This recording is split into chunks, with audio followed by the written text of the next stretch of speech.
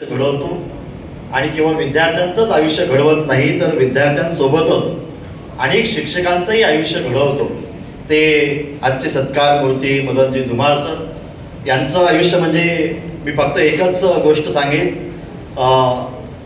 एक गोष्ट मोठी आहे, पण एका लेखकाला एक प्रश्न पडलेला असतो की जगामध्ये सगळ्यात सुखी प्राणी कोण आहे, आणि मग तो स्वतःला प्रश्न विचारतो आणि त्या प्रश्नाच्या उत्तरामध्ये तो शोध घेत राहतो. त्याला दोन घटना घडतात आणि त्या घटना घडलेल्यानंतर तो घरी येतो. घरी आल्यानंतर त्याला एक मेणबत्ती दिसते. एक मेणबत्ती सुंदर असं तेवत असते आणि एक मेणबत्ती ही कुरतडलेल्या मुंग्याने कुरतडलेली असते.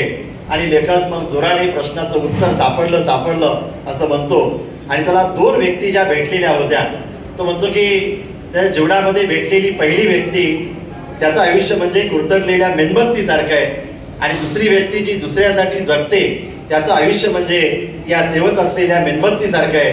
धुमाळ सरांनी त्यांची सगळी हयात हे दुसऱ्यासाठी जगण्यामध्ये घालवलेली आहे, आणि म्हणून त्यांचं आयुष्य म्हणजे या तेवत असलेल्या मेणबत्तीसारखं त्यांचं आयुष्य आहे. की त्यांनी अनेक हे मी स्वतः पाहिलेलं आहे की कुठल्याही शिक्षकाचा प्रश्न जर असेल तर तो स्वतःचा प्रश्न आहे म्हणून सतत त्या प्रश्नाचा पाठपुरावा करणारे, म्हणजे त्या शिक्षकांसाठी प्रचंड मेहनत घेणारे आणि त्याच्यात आनंद मानणारे धुमाळ सर आज सेवानिवृत्त झालेले आहेत.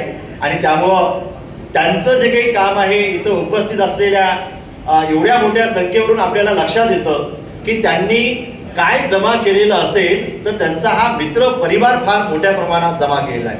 आणि म्हणून एक शिक्षक म्हणून काम करत असताना, विद्यार्थी म्हणून काम करत असताना, शिक्षक संघटनेचं म्हणून नेता म्हणून काम करत असताना सातत्यानं राष्ट्रवादी शिक्षक संघासोबतच म्हणजे सेवानिवृत्त होईपर्यंत एकाच पक्षासोबत त्यांनी काम केलेलं आहे आणि ते अत्यंत तळमळीनं त्यांनी काम केलेलं आहे. ते आज सेवानिवृत्त जरी होत असले तरी आता उलट शिक्षक संघासाठी, शिक्षकांसाठी ते पूर्ण वेळ काम करणारं नेतृत्व आहे असं म्हटलं तर ते फारसं वावगं ठरणार नाही.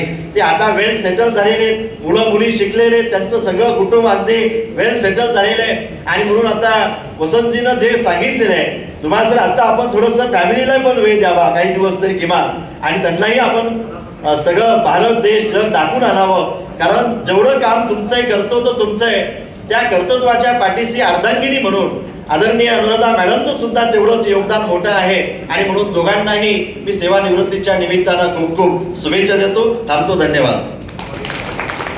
धन्यवाद सर. यानंतर प्राचार्य डॉक्टर माधवराव वादेकर सर.